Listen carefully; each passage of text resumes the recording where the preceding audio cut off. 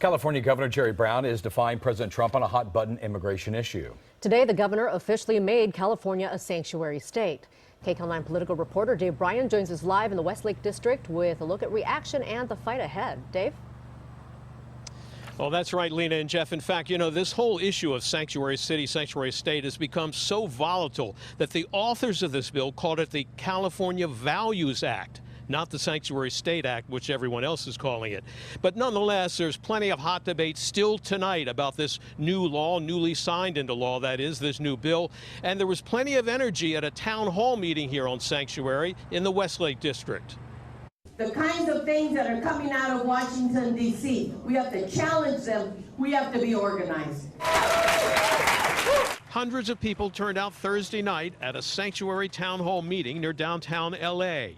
Many of those who attended have a personal stake in the issue, like Rosa Oliva, who said she worries about detention and deportation every day. I worry every day, like I'm sure a lot of people do, about going out, getting out of the house and be detained.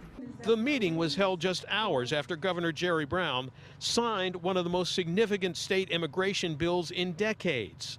The author of the bill, State Senate President Kevin De Leon, says the new law, which goes into effect next year, will protect undocumented immigrants in California who are not criminals. It doesn't make any sense to have any communication with the federal government if in fact you're pulling someone over who's a mother, who has a broken taillight, and she happens to be undocumented, and she happens to be here for a decade or so. That doesn't make sense.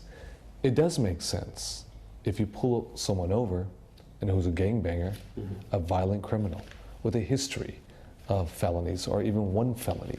That does make sense to communicate with the federal authorities.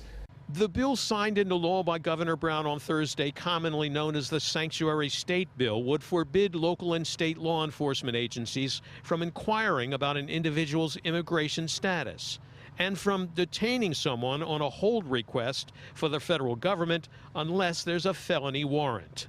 Once again, California is demonstrating that they care more about protecting illegal aliens than they do about protecting public safety. Ira Millman, the media director of FAIR, the Federation for American Immigration Reform, says the state of California is overstepping its legal authority.